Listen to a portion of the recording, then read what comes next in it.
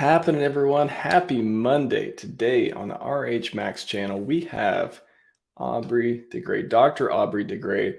I was going back and forth with him in the green room. I didn't know exactly how to address him. He said anything but Mr. So I think, but he told me I could call him Aubrey. I'll, with most respect possible, call him Aubrey, just to keep it a little more casual too. Very excited for this interview. Been following his work for a long time. If you've read Sci-Vibe, you definitely came across the longevity chapter, which talks a lot about that. And of course, Richard's relationship with him. $27 million for charity back in 2021 through the PulseChain sacrifice. I don't know how many people were onboarded to being not pro-death after that as well. Like, I got a lot of exposure, a lot of people interested more in longevity research, getting over the hump of actually believing it's possible, wanting to invest, wanting to actually believe you can save your own life, that sort of thing. So very excited for this interview. Glad I could get some time with him. And I know, most people in the ecosystem are here for the mad gains. I get it. The cool thing is you can see Richard fulfill his vision for glory, be a force for good in the world, again, get rich in the meantime. Just like he talks about, you can do anything, about all the investing you can do in medical research, get rich, save your own life, all that good stuff, save your loved ones. We'll get into much more in depth with Aubrey about all that stuff and the new foundation. He was previously at SENS. Now he's at the LEV Foundation. And I'll get him to explain all about that as well. Very amazing. With all the changes with Richard's Twitter lately, it's just making me a little more, emotional, sentimental, just really excited for the future with PulseChain. And one day Richard's going to move on. He keeps saying this. I've been clipping a lot of his interviews, and he keeps saying after crypto is longevity research and investing in that. And again, I speculate the Heart Foundation, maybe after PulseChain launches, maybe sometime, I don't know. We're close. We're one day closer to the Heart Foundation, right? We're one day closer. So very excited. Aubrey is trying to give us back the most precious resource in the world, time. And again, all you gotta do is believe. Don't be pro-death. Put your money where your mouth is. You want to invest in something, save your life, save your family. He's going to tell you all about it. And again, even if it doesn't help you, it doesn't have to be this selfish pursuit for, if maybe you don't want to live longer, whatever. It can help you, can help your kids, can help your friends, your country, whoever, whatever you believe and want to support, care about. Let's take healing to the next level, people. Let's do it.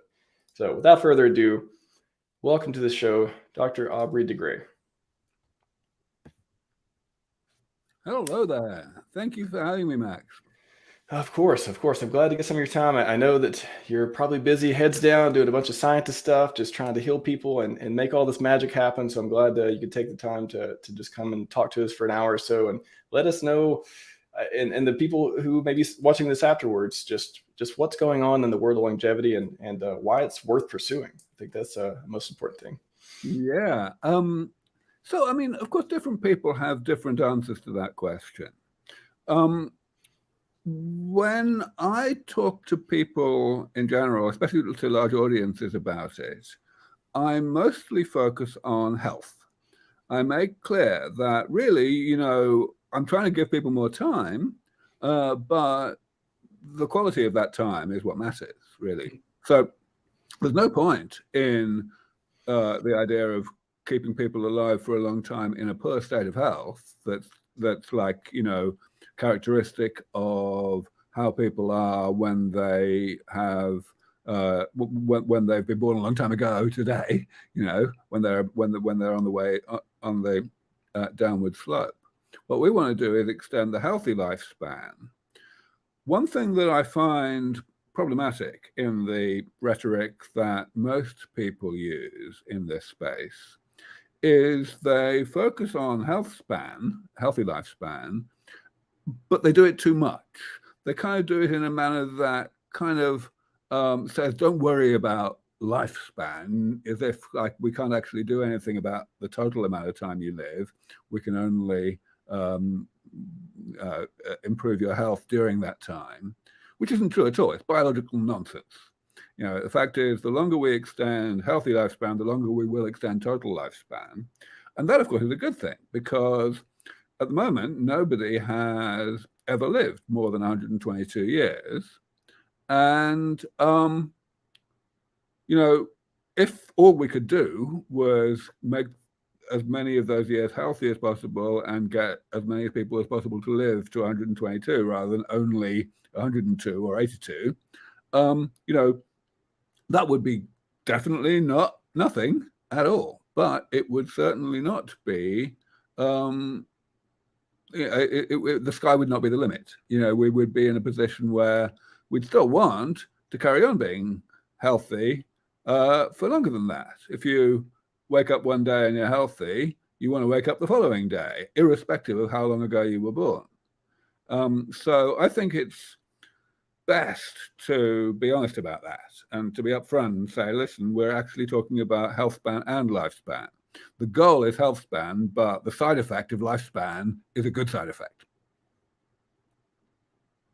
I think that's, that you brought up to the Tithonus era. I believe it's a lot of things that holds a lot of people back from, I believe the first thing I know when I talk to a lot of people, the first thing to come up with, I don't want to live to be 500 and, just be frail and old. And it's just, when you're talking to people too, how do you get them past that? How do you get them past that first stage of that's not what we're talking about? Like, how do you even peel that onion back?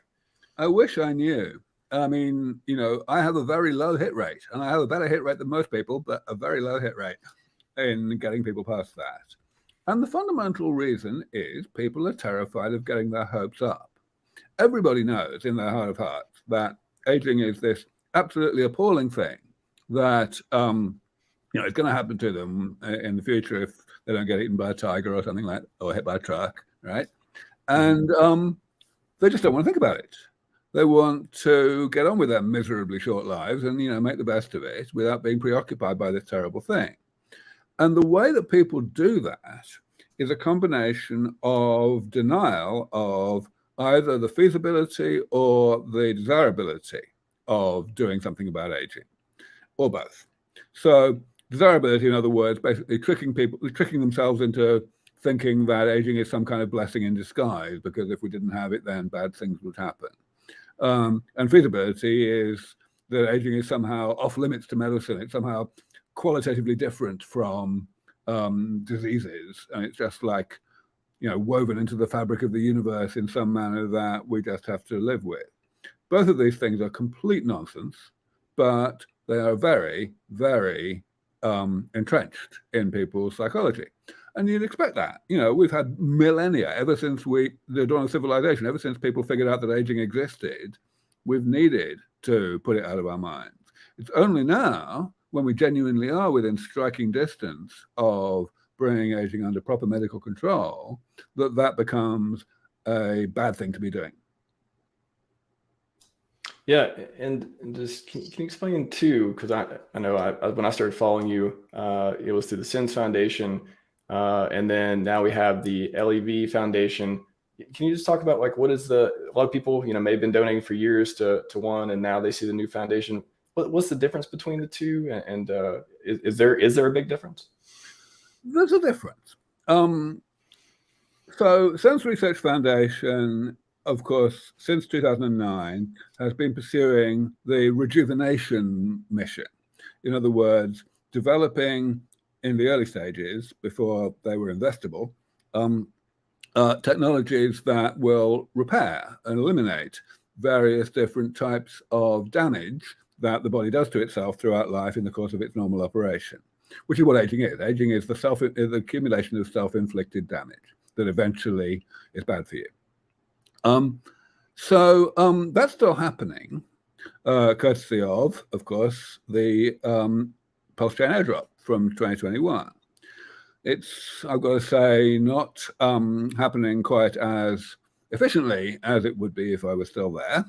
And as many of the audience will know, that wasn't by choice.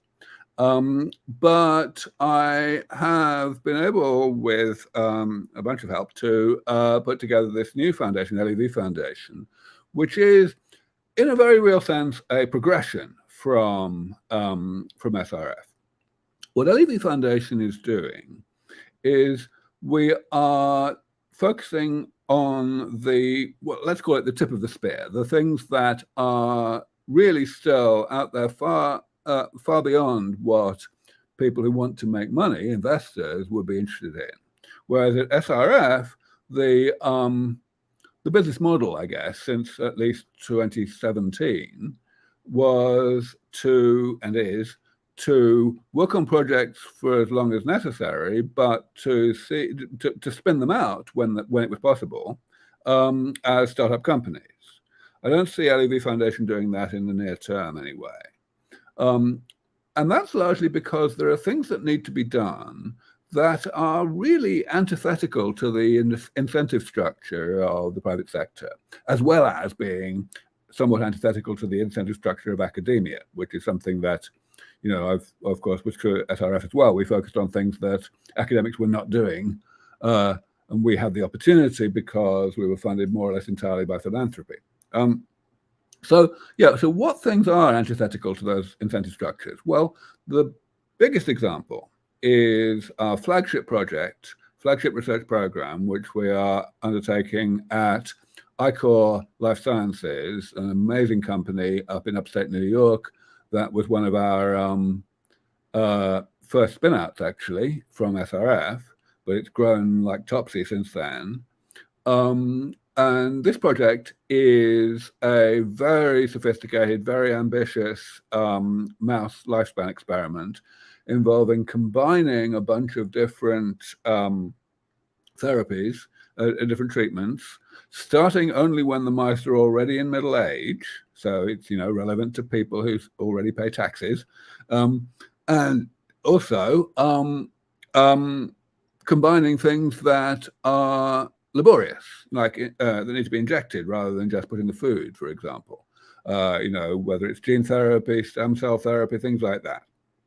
So in this first round of the study, which started just a month ago, we are combining 4 different interventions, but we don't know what's going to happen, of course. So we want to continue doing studies of this nature at least once per year in parallel. Of course, they will overlap. And they're expensive. This first study is costing us $3 million. So, this is a large part of why nobody else has had the guts to do such a study before. And just so on the comparison versus SENS versus LEV, is it, the $3 million deal, is that something you feel like people are investing in LEV not expecting much of a short-term profit, for example, that type of thing? Or how do you feel like? Yeah, I mean, LEV Foundation is a 501c3. It's a public charity, same as, of course, SENS Research Foundation is. So yeah, people who donate are genuinely donating, they're not investing.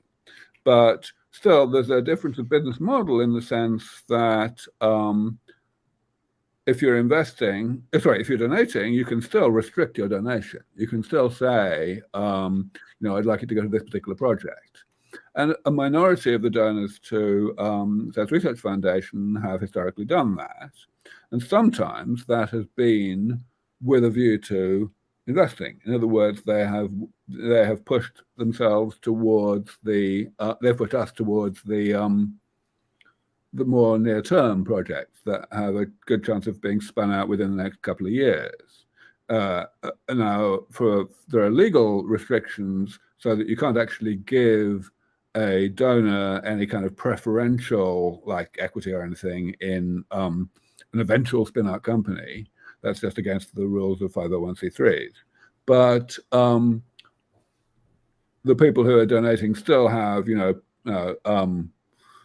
the best information about, where something's going, whether it's going to be spun out. They have the opportunity to be the lead investor, the founding investor in a new spin out, which obviously is the right thing to be if you want to make money down the road. That's a question too, is how, let's say and we'll talk about the therapies here in a moment too, but just the 7 causes of aging and all that stuff. But let's say that you were successful with some kind of therapy. Would it be spun off into another company to then, commercialize, or I guess, what are the plans for that type of thing? Yeah. So I'm certainly in no way opposed to capitalism. I think it's perfectly fine that people should make money out of all of this. And certainly we would expect that as time goes on, we do indeed get companies, taking these things forward.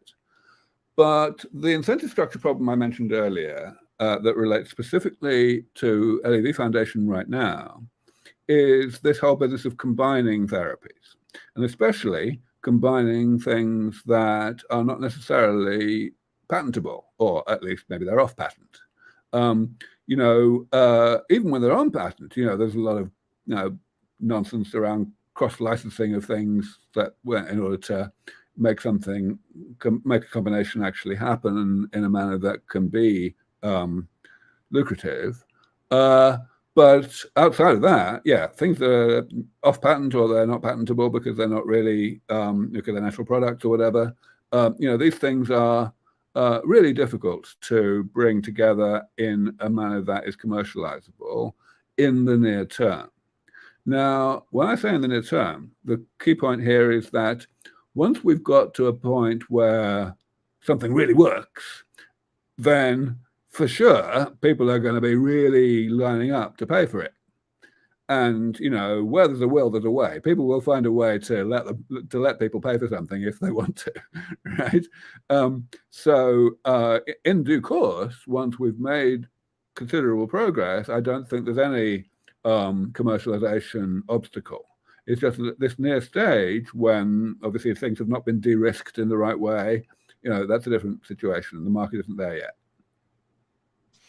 Yeah, that's it's interesting to think about the next. Is that something that you talk about or have plans for too? Is these phases of once we get a therapy, you've got something drawn up that you want to take, to market or the spin-off, or is that something you think about a lot, or is that something where okay, when we get there we'll think about it? How do you sort of rationalize around that?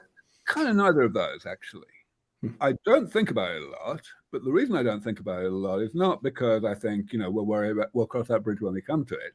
The reason I don't is because I do not have an entrepreneurial bone in my body. I just do not know how to think about money the way that people do. So what I do instead is I make sure that other people think about it. I make sure that people who very much are entrepreneurial are fully aware and up to date on what's happening and what's coming down, so that they can apply that skill that I don't have. Perfect. I think, man, it's just like the perfect man met the perfect mission with this. I think you're perfectly suited to get this done. It's incredible. It's incredible. We're very fortunate to have you. I do want to talk about too the famous seven calls to aging therapies. For people who are listening who don't know much about it, can you just walk us through what they are, how you came up with them, and how they apply? Yeah. Okay. Well, let me not do all of that because I don't want to repeat things that I've said 1,000 times on previous interviews and so on too much. But I can certainly talk a little bit about how I came up with that whole way of thinking about aging and what to do about it and why it was such a big deal. So this all happened. So I started thinking about aging properly because basically realizing that biologists hardly any biologists were thinking about it, and the ones that were not doing it in the way I thought they should. I started doing that in the early 1990s. I really switched fields, for real in probably the mid-90s. And so then I spent probably 5 years basically just learning, but not just learning, actually, paying my way to conferences. I was an unknown, so I wasn't being invited to conferences, but I had enough of a salary from a very undemanding bioinformatics job to be able to go and meet the top people in the field.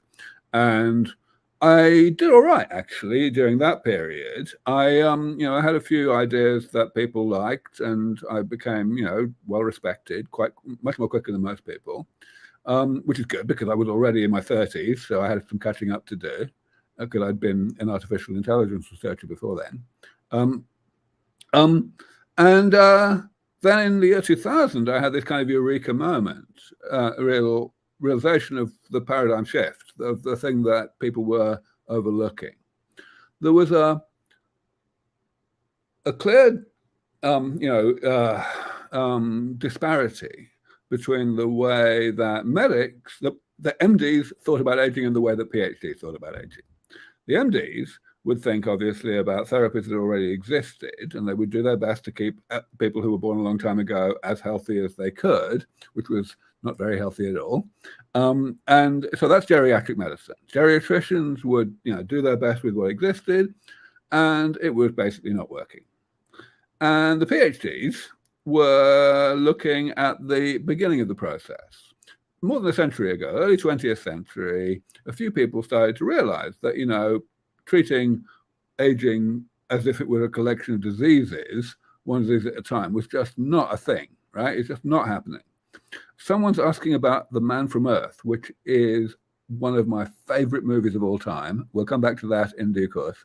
What was I? The thing is that they realized that we had to be more preventative, that you had to, try and stop aging from happening in the first place. And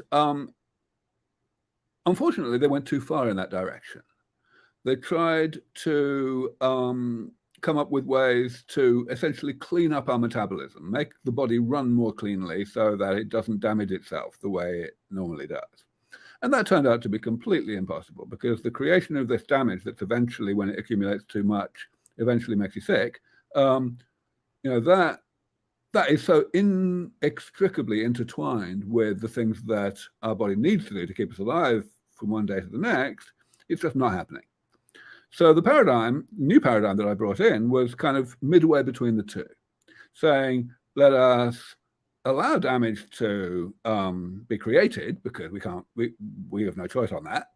But then let us eliminate that damage. Let's repair it periodically, not even completely, just, every so often repair most of it, as a kind of preventative maintenance approach that will then prevent the damage from accumulating to a sufficiently high level that makes us sick. Because that's the thing, you see, the body, just like any simple man-made machine like a car, the body is set up to tolerate a certain amount of that damage. That's why, a body that's 40 or 50 years old is working still almost as well as a body that's only 20 years old, right? Just the same as a car that's 5 years old versus, 5 days old, right? So that it turned out that was a really big thing to get across to the community. Very big paradigm shift, because the PhDs who were thinking about cleaning up metabolism, they would look at this damage repair thing and say, well, it sounds like geriatrics to me, because it sounds terribly, divide and conquer. And the geriatricians, the MDs, would look at it and say, it sounds like, magic to me. Right. So it took me a good decade, well, about a decade, to really convince the field that this was a good way to think about aging and what to do about it. And actually, being honest, in science, that's a pretty damn fast hit rate. You've got plenty of examples in the history of science where it took a lot more than a decade for the new idea that was correct to be acknowledged to be correct. So that was the big thing. And then, so it is a divide and conquer approach. The reason it's practical is because it's possible to describe, there's many, many, many different types of damage, different molecular and cellular changes that happen as a result, as a side effect of normal metabolism. But what I was able to do was to, as you say, classify them into 7 major categories. And that's really important, because the classification is not just for ease of thinking. It's for ease of doing something. Specifically, within each category, even though there may be many different examples within the category, there's a generic approach that addresses all of them. So one category is loss of cells dying and not being automatically replaced by the division of other cells, right? Now, the right way to fix that is stem cell therapy. You put cells in that know what to do, the right kind of stem cell that knows to divide and differentiate to replace the cells that the body is not replacing on its own. Now, of course, in different tissues, different organs in the body, you need different types of stem cell therapy. But every type of stem cell therapy is more or less the same in a lot of ways. So in other words, if you get a few stem cell therapies working, then getting the next one working and the one after that is going to be a lot faster and easier than what the first one was. So that's why it's useful to have this classification. More recently, over the past decade, there's been a bunch of people coming along and basically restating this concept, but they haven't restated it terribly well. They've restated it in the sense of, showing that aging is this multiplicity of, only weakly interacting, cross-talking processes of damage creation. That's great. But they haven't really emphasized the need to classify these things in a manner that highlights the interventions. And so I still prefer the classification that I came up with 20 odd years ago. Yeah, it's amazing just to break it down from, I love, because your background is, correct me if I'm wrong, is it computer science in that direction? Okay. Yep. I love applying that discipline to this because I have an engineering type background as well. And applying that to these types of concepts of, hey, if we can describe it, then we can work on it, one piece at a time, instead of the, I love the magic versus the, how do you describe it? Magic versus what the PhDs call it. PhDs and MDs, yeah, that's right. Yeah, I mean, you're completely right. You're completely right. It's like, it's honestly astonishing that that this was so difficult to see. But when I say it's astonishing, what I actually mean is it was astonishing to an engineer. Because to me, I came up with this idea pretty quickly. And when I want to explain it to anyone else who's got an engineering mindset, whether they're a computer scientist or a mathematician or a physicist or whatever, it tends to be a really easy conversation. Like they will say, well, duh, right? Whereas you explain it to anybody else, it's like hell on wheels getting them to get it. And actually, honestly, this is something that I began to appreciate very early, when it was like in the early 90s, yeah. So in 1990, I met and married in 1991, a biologist. A biologist who was a lot older than me. She was already a full professor, actually, at UC San Diego, and she was in England on sabbatical. And it was through her that I began to understand that biologists were not interested in aging, by and large. But it was also through her that I learned a lot of biology, because I'd given up biology in terms of formal education at the age of 15. But the third thing I learned, the main other thing I learned, was that basic scientists are not like engineers at all. I never really appreciated this in the slightest, but the thing is that a basic scientist is interested in finding things out for the sake of finding things out. They're interested in understanding nature, right? So the phrase that's often used is curiosity-driven, right? And so the conversations that I would have with my wife would be something along the lines of like, well, you don't seem to be interested in aging. And she said, no, I'm not. And I would say, well, why not? And she would say, well, it's just decay, isn't it? What fundamental truths about nature are we going to discover by studying decay? And I would say, well, sure, I understand that, but it's bad for you. And she would say, well, that's not my problem. And I would say, well, it kind of is. And that would be that. We wouldn't be able to get any further. And that's genuinely normal among basic scientists. They think that any kind of actual humanitarian application of the discoveries they may make are not their problem. They're somebody else's problem. Wow. And that translates in a practical sense into a very, very difficult situation, because it's a different skill set, not just a different mindset. When you want to discover something, to understand nature better, the way you decide what questions to ask, what experiments to do, is completely different than what it is if you're an engineer. You are looking for the most direct evidence, the best way to not fool yourself, to identify how to distinguish between competing hypotheses, right? Whereas if you're an engineer, well, certainly if you're a pioneering technologist, it's all about leaps of faith. It's all about thinking, okay, I've got this, and I've got that does that, and I've got the other thing that does the other thing. Maybe I could just put them together in this particular, configuration, juxtaposition, and I'd get much more than the sum of the parts. And it's a very big maybe, and sometimes it works and sometimes it doesn't, but it's a completely different way of deciding what to try next. And fundamentally, the problem when I came into the field of gerontology in the 90s was that it was entirely populated by basic scientists. And that kind of wasn't a surprise, because at the end of the day, you do need to have some understanding of the situation, of the system you're trying to manipulate, in order to succeed in manipulating it, you know, as an engineer. And aging had only really about then had only reached the point where we knew enough to be able to be engineers about it, to be able to, you know, stick our necks out and try stuff. But yeah, there was just nobody there who understood how to think that way.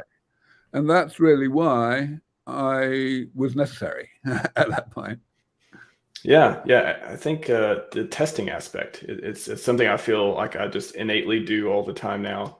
It's just I'll see something, hey, you know, like you said, what if we put this and this together? Well, let's try it. See, go try it and see what happens. If it doesn't work, well, maybe it was fun anyways, or maybe you discover something else. I remember, you know, when I first came across you through Richard, but then I believe I went and watched some of the TED Talks, or you were at Google or somewhere, and you went through all the 7 therapies, and it's an hour-long, fantastic video, very concise. And for me, it was just like, oh yeah, that makes sense. Like, oh my gosh, like that makes so much sense. This guy is like, he's onto it. He's going to do this. Like, this is somebody that you know, who's actually going to make it work, because it made sense to me. Just you know, like you were explaining, looking at it that way, you just put parts together and it works. Why wouldn't it? Why wouldn't it? It's definitely worth a try. Exactly. Whereas someone who's not an engineer, you know, even though they can't see any gaps in the logic that I'm explaining, it doesn't help. They'll still be stuck at the level of, but we know this isn't true, right? It's like, you know, if you're looking at a conjuring trick, right, you may not be able to see how the magician is doing what they're doing, but you know that you are being fooled, even though you don't know how you're being fooled. And you know, that's the mindset they're in. I just want to go back to the Fox Mulder comment, because I'm interested in this too. The Man from Earth. Yeah. What did you want to say on this? It's a work of genius. It's one of my very favorite movies of all time. And I'll admit that a large part of why it is because it's a movie that talks about the absence of aging, but without doing so in a dystopic manner. You know, obviously we've got, you know, a list of movies of the length of your arm that do that talk about a post-aging world and make it somehow, you know, the dramatic element of the movie is all about how this is a bad thing, usually because either there's like inequality of access, or there's too many people and you've got to kill everyone when they age 30 or whatever, you know. And this is not that kind of movie. It's insane. Now, the second part of Fox Mulder's comment is considerably less interesting to me, because no, first of all, telomeres don't divide, they get extended. Secondly, if we do that, that's not going to fix aging. I won't spend too long going into the details. But yes, that's why I love that movie. I was actually in contact serendipitously with the director a little while back, and I have plans to persuade him to create another movie that will be based on will further you know, help in this regard and get people to take the defeat of aging seriously. We love movies and documentaries in this community. I'll say that. Keep them coming. All right. I was gonna say, have you seen the movie Bicentennial Man? Yes, I have. Yeah, you know, it's okay. I love that movie, except at the end. The end is what kills. I'm like, no, that's not the message. Don't put that message. Right. That's the point. That happens so often. It's the end. And you know why they do this, right? Because it sells. It's, you know, you want people to leave the movie theater feeling good. And unfortunately, a way to make people feel good is to entrench further their misconception that aging is a bad thing. That's right, aging is a good thing, and the end of aging would be a bad thing. It's natural, right? Like at the end of the movie, it's like, oh, but the natural good thing to do is just to die eventually. I'm like, that's yeah, like you said, it sells, but that is maybe it is just something that's so, I don't know, like it goes back to the first, you know, one of the first questions things we talked about, which was how do you get people over the hump? if it feels so natural, I guess I'm trying to think of other examples of things that feel so natural, but I don't know. It's almost like you go skydiving. Your body, you're at the edge of the plane. You don't want to jump off because everything in you says that's not a good idea. Like if you do this in your body, your natural evolutionary, you don't know that you're going to be safe, right? Like your subconscious, whatever it is. But is that the kind of thing that happens when people are just like, no, they can't, they just don't want to get over that. They feel comfortable knowing that it happened to everyone before them. It's going to happen to me eventually. I don't need to think about it today. I don't know. I'm struggling to have this conversation where it's just a clear, like, you don't need to be on my side to understand it. It just comes. You think we'll get to have that conversation with people and eventually it'll just be naturally, oh, that makes sense. Or does it take that type of like belief or something? Yeah, I mean, I think, a lot of things are like this. Let's take evolution, right? The Darwin's theory of evolution, right? That was obviously a huge paradigm shift. Nobody had figured out until Darwin that complexity could emerge from less complexity by simple processes, by processes that were not themselves complex. And suddenly this became, but that took a long time for people to get their heads around.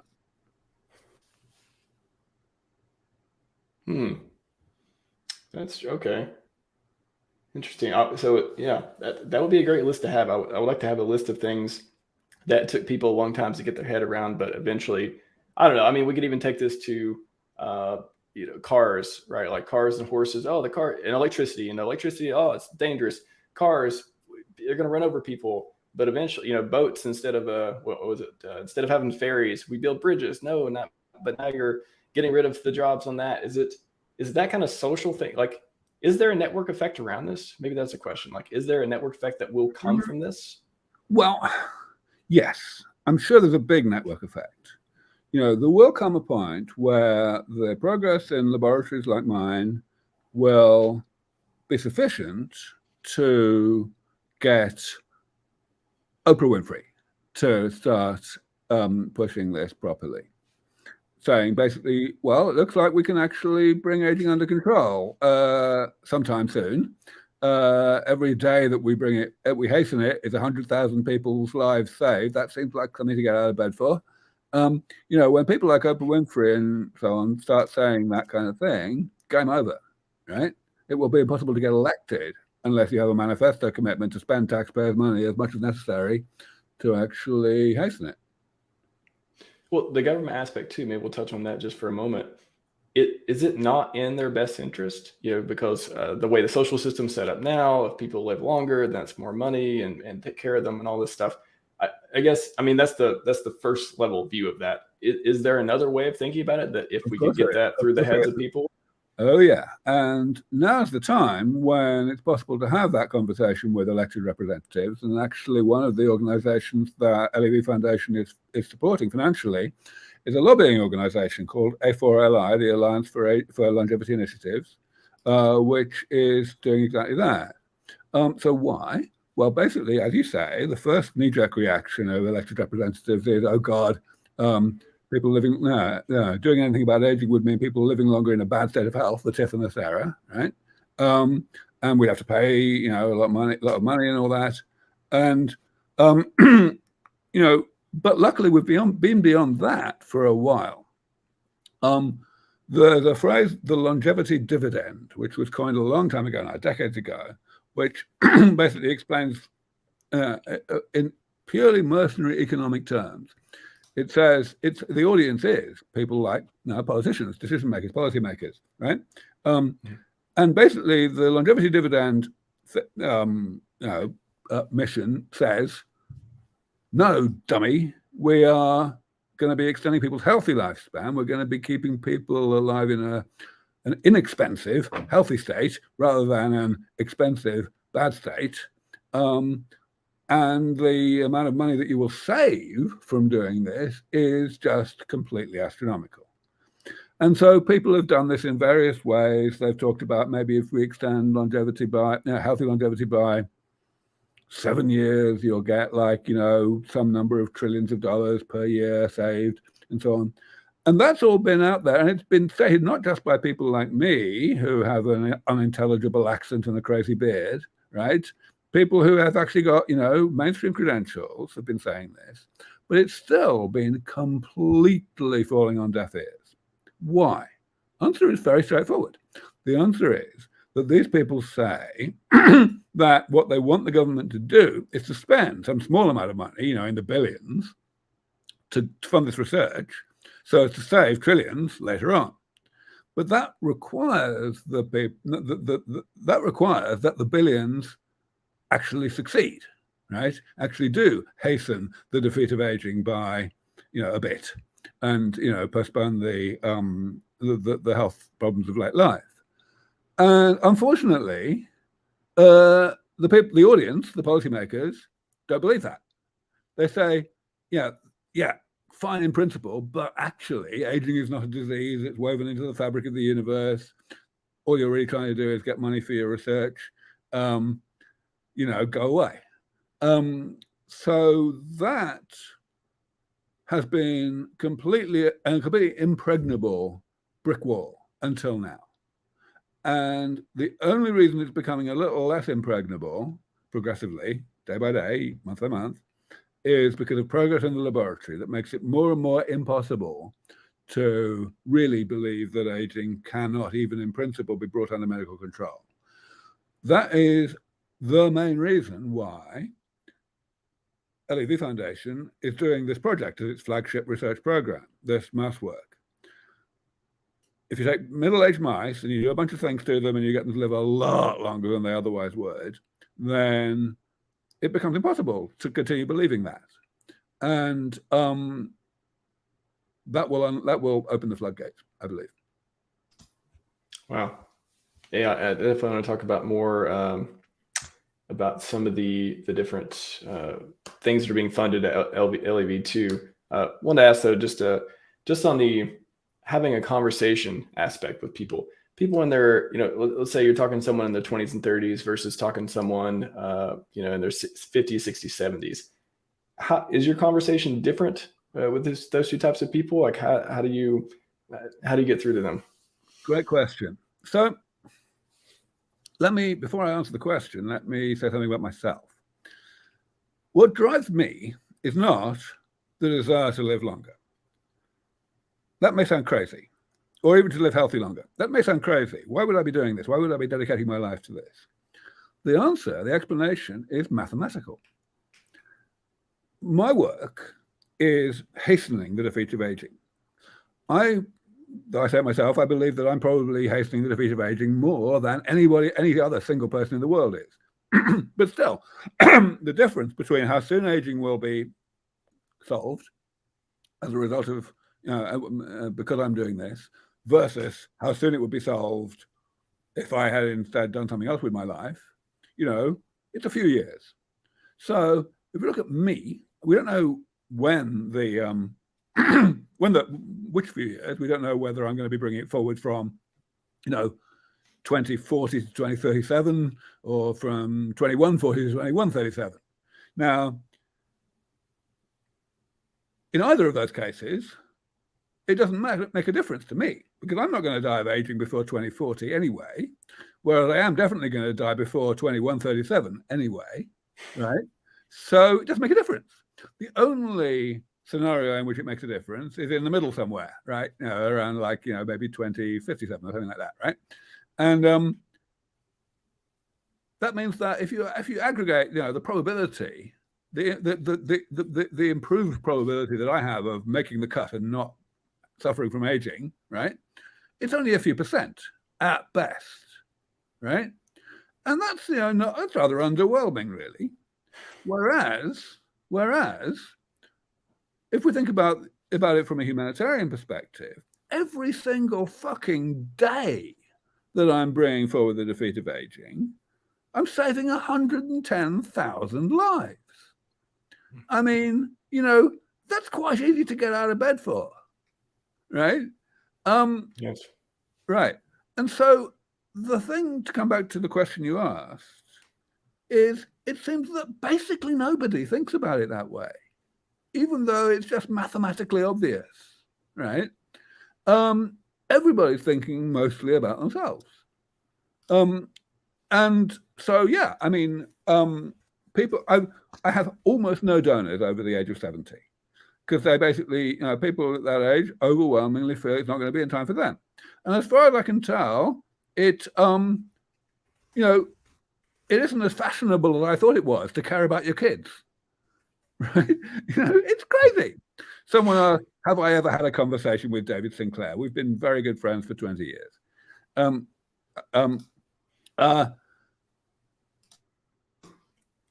Key thing is, like, it's true at the other end of the spectrum as well. Youngsters, by and large, don't get on top of this. They don't really, think it's worth bothering with because it's going to be fixed by the time it matters to them. That, however, is by no means so universal as the other end of the spectrum, of the age spectrum. There's a lot of youngsters who totally get it, even if it's only, even to the extent that they do think about themselves, which, as I say, is mathematically dodgy. So they understand the uncertainty of the time frame for pioneering technology, and therefore they understand that it's worth having a go, even though it may be decades before it matters to that. So we have a number of pretty young donors in their 20s and 30s. We have a peak in the 40s and 50s, and then it goes down. What makes people that you've talked to care about it so much? You mentioned it's you thought more people care because saving future generations, our kids and things like that. Is the sweet spot people in their late 30s, early 40s during midlife crisis or something? So I don't really think about it that way. Really, when we're talking about the,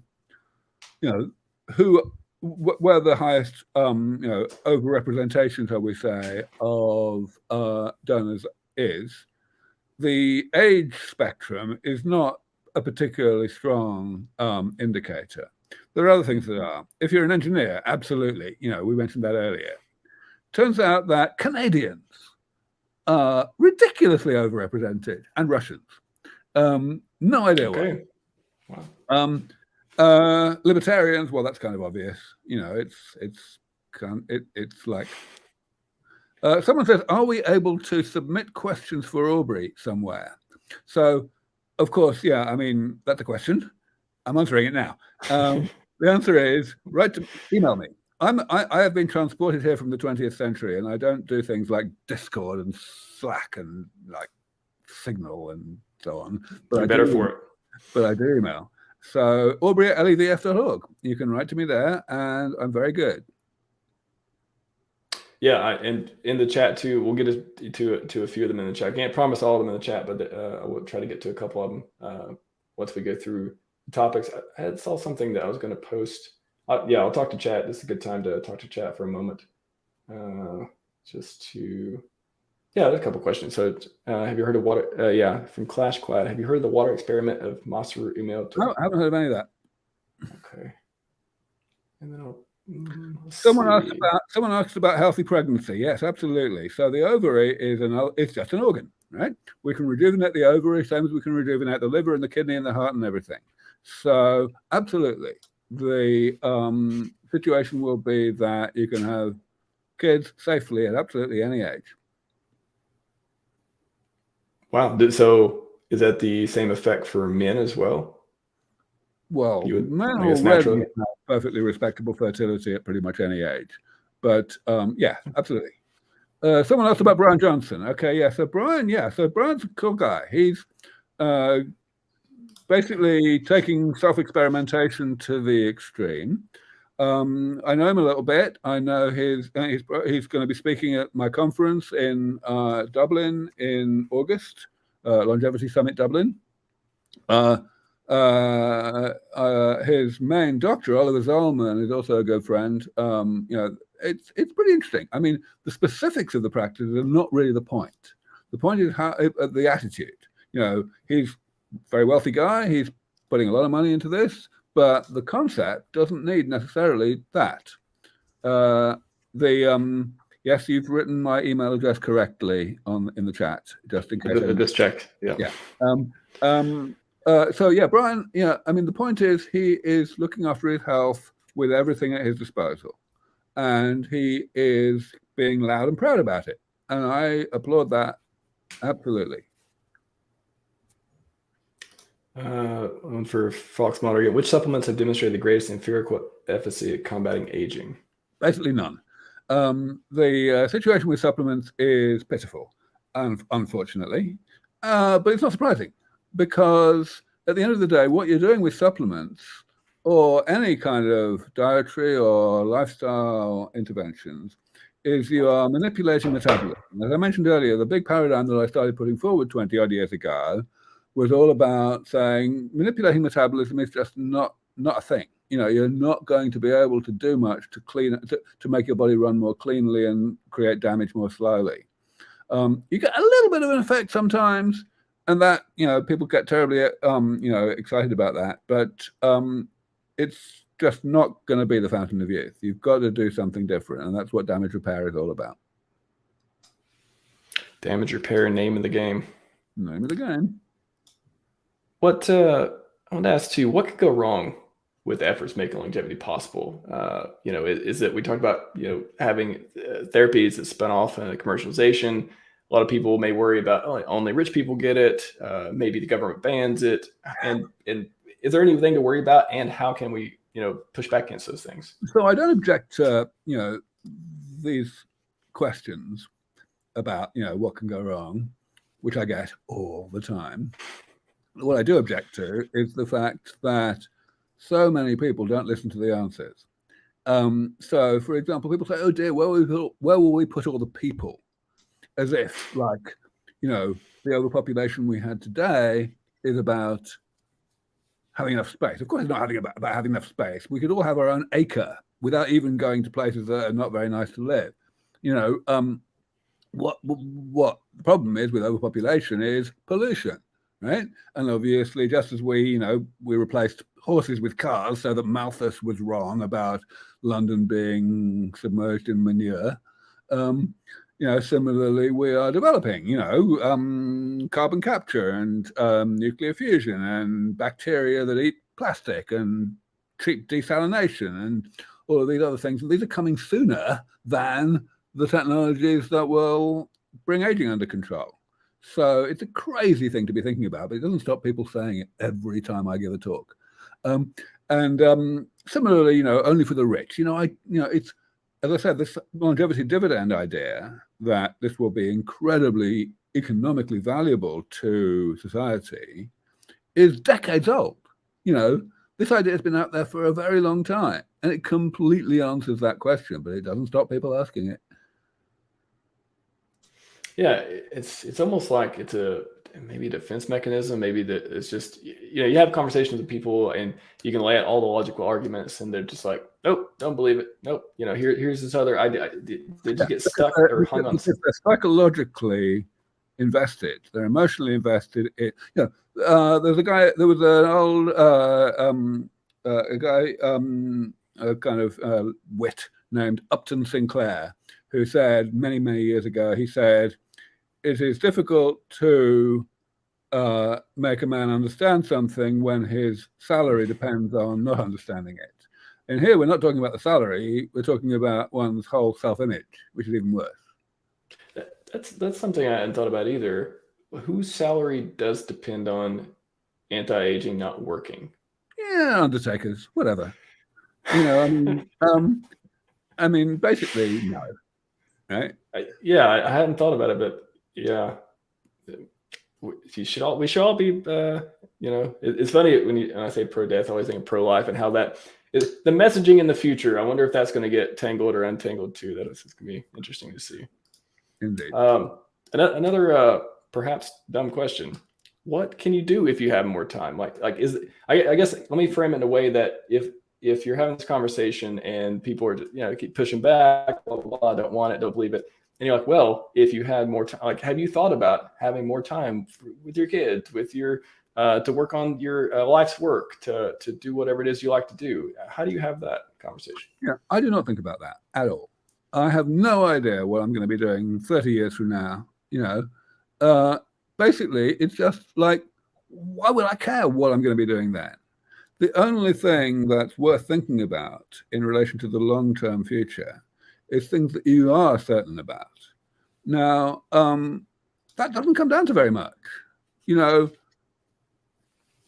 Really, it's hard to get beyond. It's a list of length 1, really. Namely, I'm fairly sure I'm never going to want to get sick. End of story. Yeah. Right? And I'll do whatever I feel like at the time, depending on the circumstances. I answered this question once, probably 10 or more years ago on stage. Someone said, how long do you want to live? And I said, okay, look, I've had enough of this fucking question. I didn't quite say that, but I very nearly did. I said, what time do you want to go to the toilet next Sunday? The point being, right, we know that that's a dumb question, but also we understand immediately why it's a dumb question. It's a dumb question because you may have an opinion about what time you're likely to go, you expect to go because of habit, right? But in terms of what you want to do, you're going to have better information on the topic nearer the time, right? And you're going to be able to act on that. So it's crazy to have an opinion now.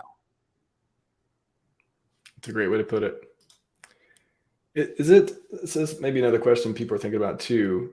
When you talk about slowing aging, curing aging, reversing aging, how would you say, I don't know, if you could, have you thought about the threshold? Can we stop aging, or is it just giving us 200 or 300 years, or what does that look like? Right. So these words are a problem because every word that you use of this nature has baggage of some sort or another. But we definitely are talking about reversing aging. If we define someone's biological age as the amount of damage, self-inflicted damage that their body is carrying, right? Then, repairing some of that damage means reversing aging. It means making them biologically younger. Curing is a difficult word to use because it makes aging sound like an infection, which it isn't, right? So that's I tend to avoid that, but some people prefer it. Some people, somebody mentioned David Sinclair earlier. He uses somewhat different forms of words than I do. There's no one way that's right. I just, we have our own choices there. But certainly there's absolutely no reason to believe that there will come a point at, let's say, age of 300 when we somehow run out of steam. We can't do the repair anymore. It's like, look at a vintage car, right? Cars that are 100 years old now, right? When they were built 100 years ago, you'd ask the person who built the car, whether there's any chance it's going to survive for 100 years, they'll laugh at you. But if you'd said, well, okay, how long is it going to last? If you just give it a regular amount of maintenance, maybe they'll say 15 years. If you say, well, okay, do you think it's possible that you might be able to stretch it out to 20 years with, really hard work and better technology and so on? Yeah, maybe. But you talk about 100 years, they'll say, fuck off, right? But now, if you take somebody who owns a 100-year-old car and you say, is it going to last another 100 years, another 1,000 years? They'll say, sure, why not? We'll just carry on doing the same shit, right? The same preventative maintenance. So, yeah, that's the way to look at it. Preventative maintenance is simply a matter of progressively removing more and more damage, as the damage is generated. Yeah, this example works way better with cars that are made, 20, 30, 50 years ago, rather than if you get a Tesla today, even 100 years from now, those networks it connects to learn how to do stuff probably aren't going to be around, or they'll be way different. But, well, they may be different, but I bet there'll be Teslas around. Yeah, I mean, of course, the thing that confuses people sometimes is cars that were built recently are very much more functional than cars that were built 100 years ago. But that's not the point. The point is the cars built 100 years ago are still as functional as they were when they were built. No, literally, if you, I think it's a perfect analogy. It's just like when I said before, when I first saw you do the talk at Google too, that analogy was, that makes complete sense. Do you just change, especially mechanical, most of the mechanical cars, you just change the parts. You change the parts, you clean the parts, you maintain the parts. The body's a machine. It's a really 1,000 years. The body is a machine. It's a really complicated machine, but it's still a machine. And any engineer gets that at once, and non-engineers just don't. What kind of therapies? I want to talk about that too. Just the last few questions we have here. Will it be a pill you can take every day, shots you take every week? What does it look like? The first breakthroughs, the second, third generation? Is it a lifestyle? Is it a diet? Can you describe that? Yeah, this is an important question. So honestly, we still don't know. But I'm expecting, but what we do know is that it's going to be a divide and conquer thing. You're going to have people getting multiple therapies all at the same time, right? So some of them will be more invasive than others, at least at first. Initially, there may even be surgery involved. In some cases, we may find that it's necessary to replace an organ with a whole new organ that was, grown in the laboratory. But of course, surgery is not what you want. And so if that's true, to the extent that that's true, there will be enormous incentive to improve that so that it can be done non-invasively using stem cells or whatever. Now, stem cells, you definitely can't eat them. You inject them, right? Same for gene therapy. In general, you can see a scenario in which most of this will be injections. Of course, it may be just one injection. Like, the MMR vaccine is not one vaccine, it's 3 vaccines all in one injection. We may very well have 300 things all supplied in the same injection. But from the point of view of the recipient, you don't really even know it. Do you think the first ones will be, I don't know, maybe in 10 years from now, 20 years from now, whatever, it'll be, hey, shot every week or shot every 2 weeks. And then eventually it'll be like when you're born, you take this shot and now you get to live to be 500. Like, do you ever think we'll get to there? I'm very sure that it won't be the last of those alternatives. There's no way that we're going to get to a point where we can give people a one-off thing and they just don't age anymore. That would be genuinely curing aging. And that's kind of why I don't like the phrase curing aging, because that's not going to happen. This is preventative maintenance in just the same way that you can't do a one-shot preventative maintenance on a vintage car and have it live another 50 years. Right? You've got to keep doing it periodically, right? But what the period is a much more open question. May very well be that it'll be like going for some kind of relatively complex, sophisticated panel of interventions once every 10 years. It might be that some things are provided with injections every year. It might be that some things are provided orally in pills or whatever, and that could be every week. Any of these things is possible. But I would expect that it'll be different things for different schedules for different components of the panel. Are there any parallels from other types of therapies that we have today that could give us some sense of a schedule? No. Essentially, every therapy is applied against a particular problem, and every problem is different. So no, we can't guess. Gotcha. How can well, first gotta ask you about Richard Hart, the person that introduced me to your work, introduced a lot of our community to it. What do you think of Richard Hart? What has been your relationship? What has been your interactions? What do you think of Richard? He's a hero. Well, I mean, so back when he was not calling himself Richard Hart, when he was Richard Schuler in the 2000s, he came and volunteered. He did the videography for a couple of my conferences in Cambridge. Then for quite a few years, we were not in touch at all. But obviously during that time, he created Hex and, not only did very well personally, but also created an entire community who have a particular mindset when it comes to investing in cryptocurrencies. And, it was leveraging that mindset that was the brilliant stroke of genius that he had in creating the airdrop, the PulseChain airdrop in the summer of 2021. So I have nothing but praise for this guy. He hasn't had nearly as much recognition, I will say, as I would have liked for the the generosity that he was able to encourage so many of his followers to demonstrate. There was more than 2,000 donors, nearly all of them Hexicans, and nearly all of them new donors who'd never donated to aging research before. So, that's a huge difference that he made. And, I guess the boardroom coup that my directors decided to inflict did take a lot of the shine off that in terms of the more, a general audience publicity, which is a great shame. But for sure, I haven't forgotten what Richard did, and I will say, there's nobody in the longevity community has forgotten. This is a very big deal.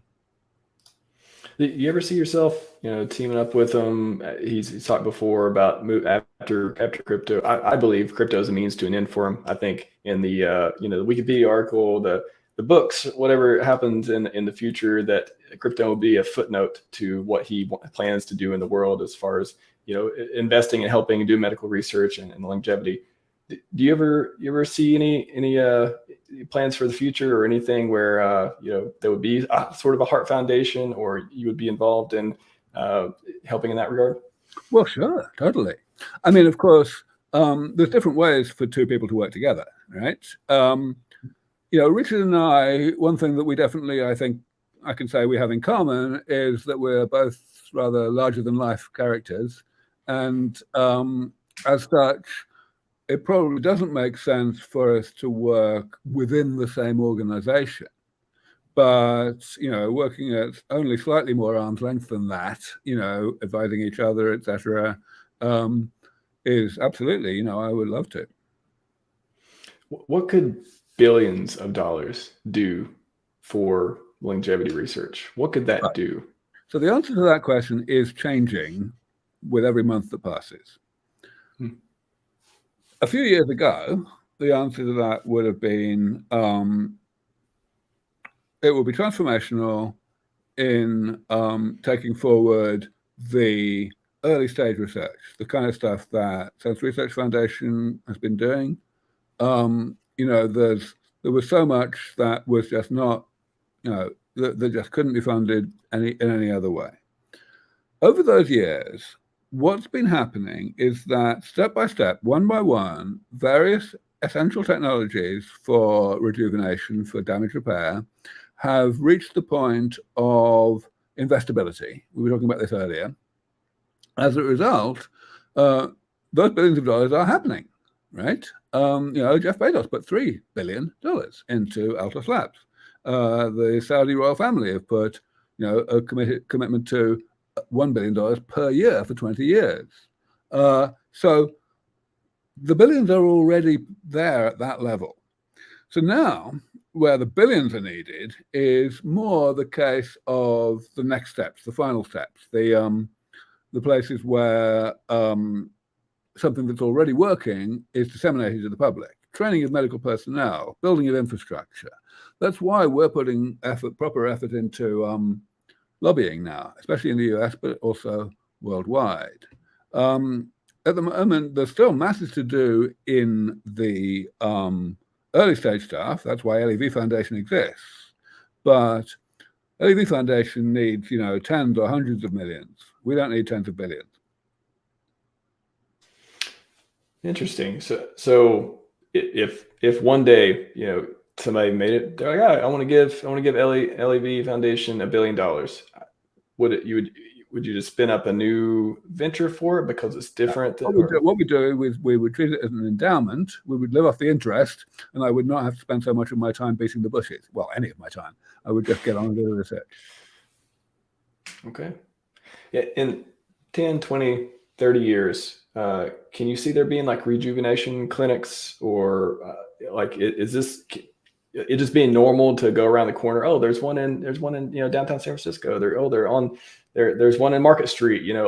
How do you see the landscape of just doctors' offices and things changing when this stuff comes to light? It'll be exactly like that. Yes. I mean, basically, as soon as this gets developed, it will become medicine. It will become the province of the MDs, not the PhDs. And it won't feel any different than medicine today feels. It's just that it'll work better.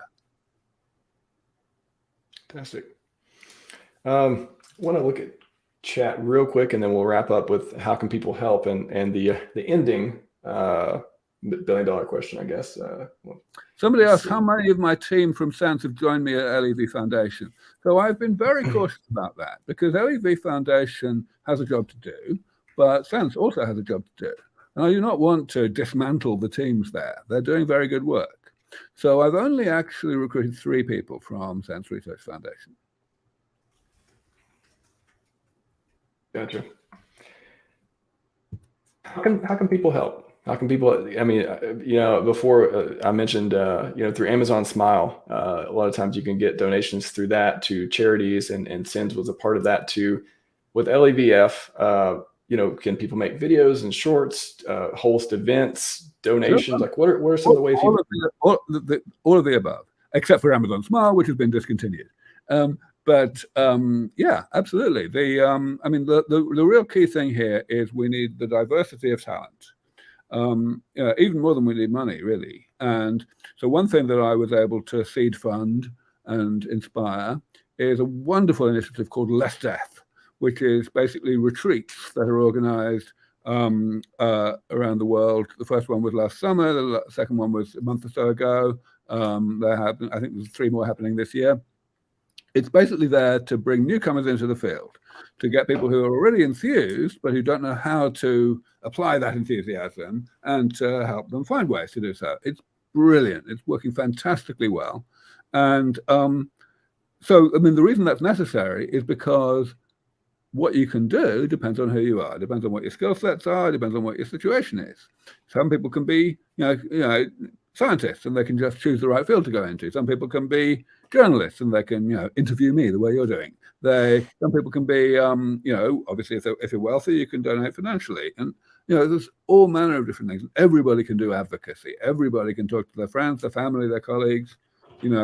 So everyone can do something, but finding out how best to apply your own particular talents, you just need to, first of all, write to me.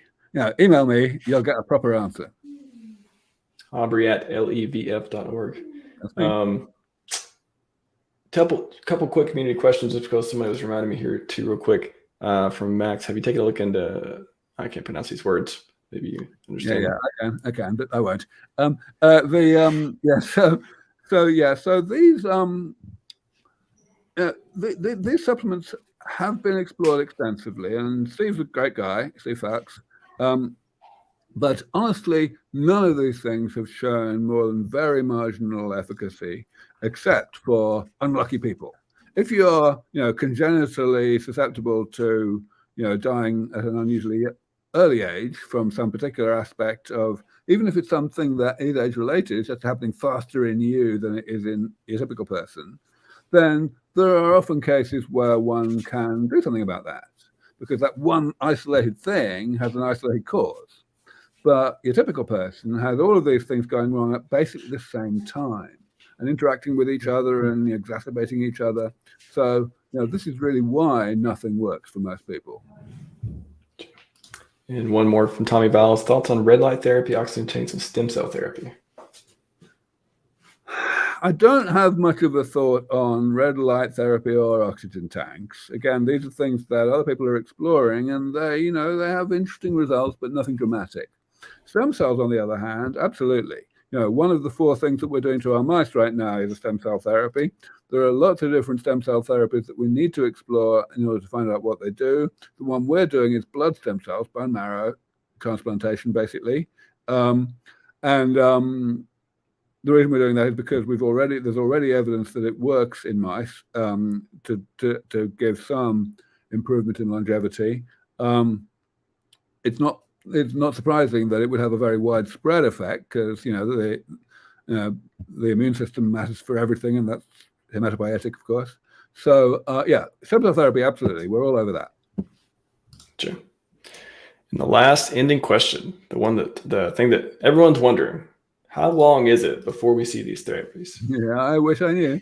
Of course, like any pioneering technologist, all I can give is probabilistic estimates. Most people, actually, I will say, I think I've been saying for 20 years that this is outrageous, that people should have the guts to give such estimates, even though they need to be probabilistic. And most people just refuse even to do that. My estimate is that we have about a 50% chance of getting to longevity escape velocity, which is this milestone that I've defined a long time ago, within the next 12 to 15 years from now. But we have at least a 10% chance of not getting there for 100 years if we had a whole bunch of obstacles that we don't know about yet. But who cares? 50% is quite enough to be worth fighting for. For sure, for sure. All right, everyone, you heard him. 2 more weeks, and we are living long lives. No, two more weeks, 2 more months. All the jokes in our community for Richard going on 23 months for PulseChain, and had to get that one in there. No, Aubrey, I really appreciate you coming on. All the work that you do, can't thank you enough. Again, I'm so glad you're the person doing this. I think that you, Richard, a lot of people are putting their time, blood, sweat, tears into something that they may not even benefit from it. And this is something that, we can't thank you enough for it. I really appreciate you coming on and talking to us about it, answering questions. And thank you so much for your time. Well, you're very kind. Thank you for having me. Of course, everyone, Sci-Vive and 5555, we are out.